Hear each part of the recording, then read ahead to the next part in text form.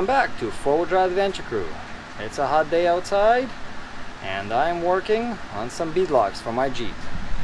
As you guys all know, I'm on 37-inch tires and I'm running stock rims on the Gladiator axle up front and the JK axle in the rear because I want to keep my tires not sticking out as far as some of the Jeeps that put wider axles on. I want to keep them tucked in as much as I can for scrub radius and mud splatters, just so I can keep it kind of looking factory, slightly lifted Jeep. But for that reason I need to have the biggest positive offset as I can get, and these aluminum rims took some beating, but every time I hit a rock I'm losing some air out of the tire, and in the winter my rims are spinning inside my tires. So I decided to go out and get a factory set of steel wheels and see if I can make a beadlocks out of them. So I scattered the internet and I found a set of nice rims from a factory Gladiator, and they're steelies, so it means I can weld my own beadlocks on them. The only problem is when I got them I realized that the way the rim is built, I cannot do that, because when I put my ring on here there's no room for any nuts to go in there, and I can't get my finger even in there to do anything. So I had to scrap this idea, converting these rims into beadlocks. If I would wanted a rock ring, these rims would be perfect, because I could put a rock ring on here and it would be perfect. So I might keep this set for my future projects, and but I had to go and buy some new rims. So I was able to find a factory spare tire rims for the new Jeeps, the JLs and JTs, and this is what I got. So this is a fully steeled rim, and on this one, when I put the ring that I have to weld on here, I can actually get my finger all the way around to get in there. So this is the color they're gonna be, and I'll show you the small process of what we have to do to get them going.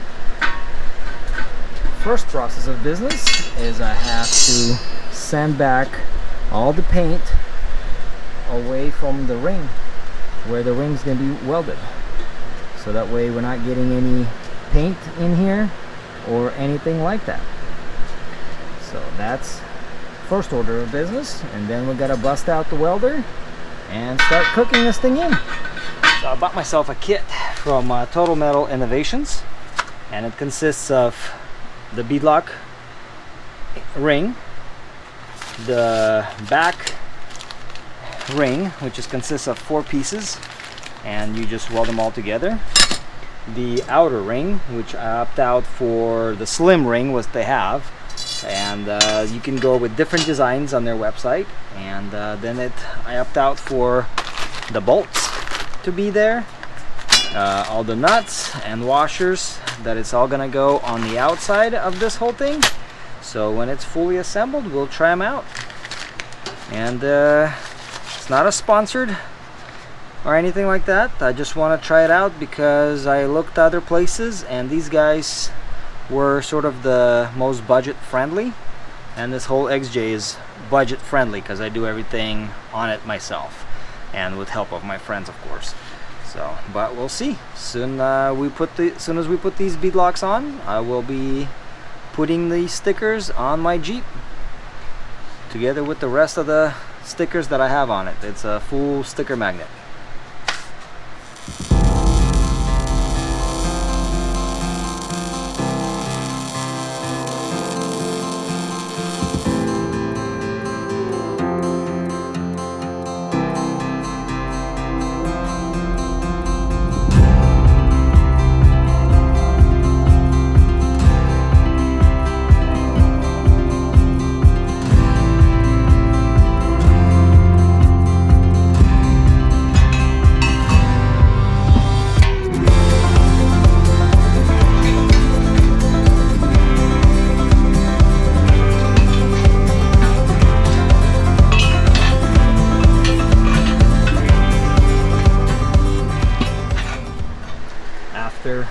cooking them with the welder. This is what it looks like. And then you take these tabs that are cut out right here and you bend them up. So that will, the ring will rest, the outer ring's gonna rest on here and squish the tire this way instead of sliding off this way. So that's where it's gonna basically be centered on here. The only thing I'm waiting on right now is finishing up the rest of the wheels and getting extra long valve stems so I can start assembling the rims together. It's a completely painted rim, and this is the outer ring that I have for it. So I'm going for a two-tone color. It's gonna be bronze and black metallic. And then for the centerpiece, I got these center caps from the other wheels, and that's what this rim is gonna look like when it's fully assembled on my Jeep. And these rims are welded up with the supported ring in the back as well. I want to make sure that when I hit rocks, I don't bend this rim easily, so that way they can take a lot of beating, as much as it can on the rocks and everything. So I want these wheels to survive. When I get them fully assembled, we'll see how bad they are on the road compared to aluminum rims, and I know they're going to be a lot heavier, so I'll get some weight-ins with the aluminum tire fully mounted, and then when I mount the BeadLock wheels, I'll put them on the scale as well and see what the weight difference is per tire.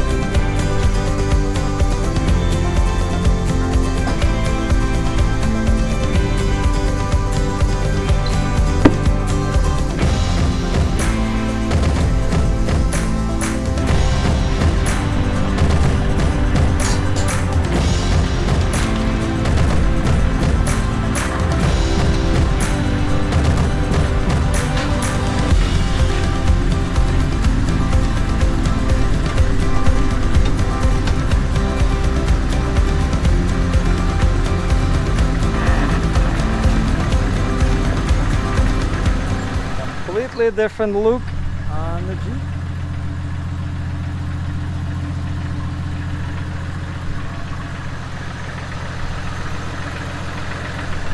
Now we get to go and see how terrible it is on the road.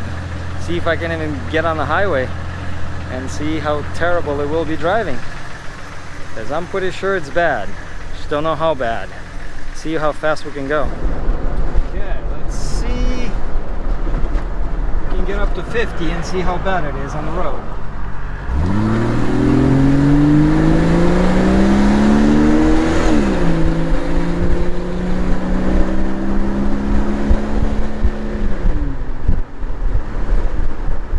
Difference from my aluminum.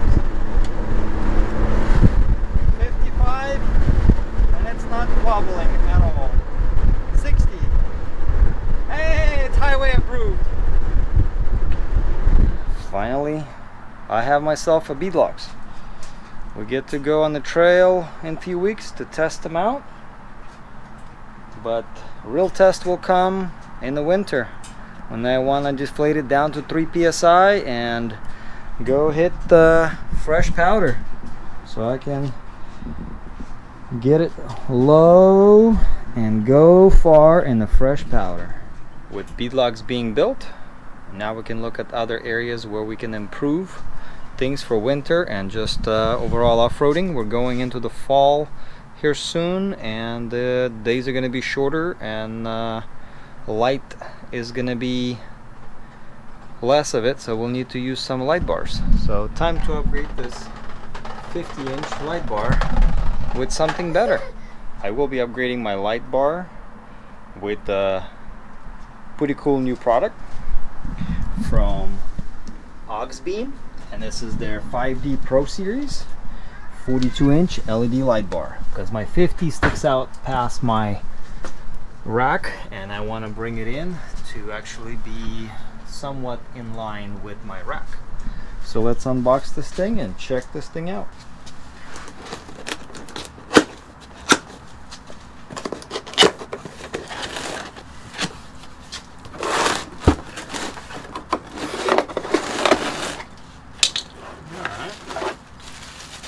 Got a pretty nice wiring harness with the relay and everything else. We got mounting brackets. And we got this light bar.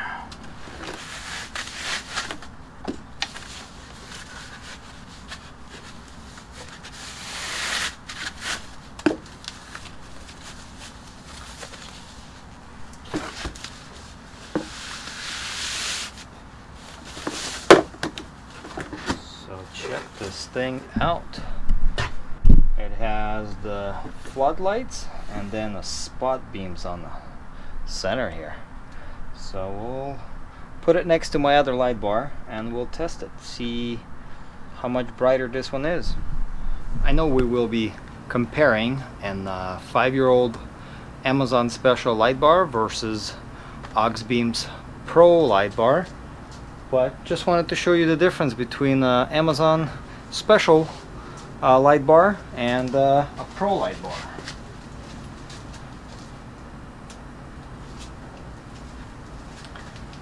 So this is my existing light bar, and I know we're just testing this in the garage, but that's the light bar that's shining right now on the wall. And here comes the new light bar. It has that massive center beam shining right in the center, so this thing is twice, if not more, brighter than the old light bar. And you can see the difference looking at the light bar.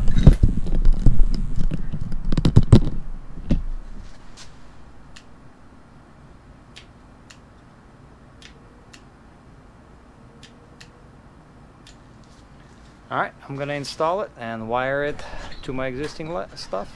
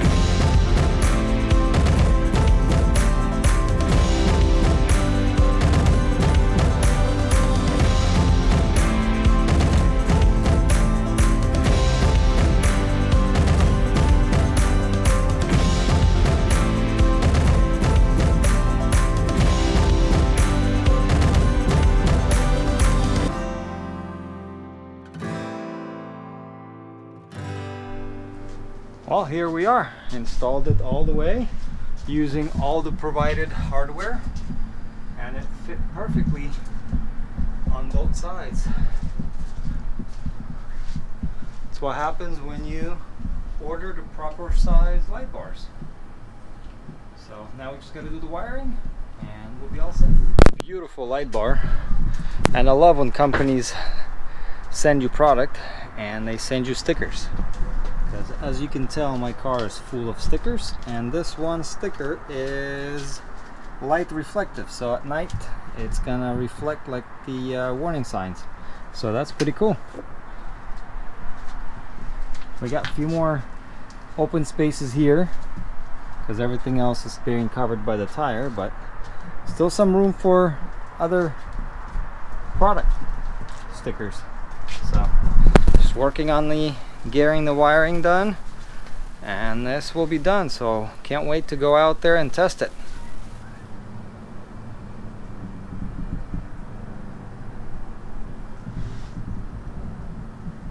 Well, the light bar and all the wiring is done.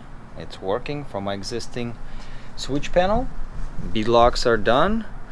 I got a few more maintenance things to do before I can get back out there and test it all out. But for now, we're just gonna take care of some of the things. And it's summer, it's hot, so we got boat to play on the weekends. And soon I'll get out there and test my new light bar and my beadlocks on one of the trails. We'll see how everything does.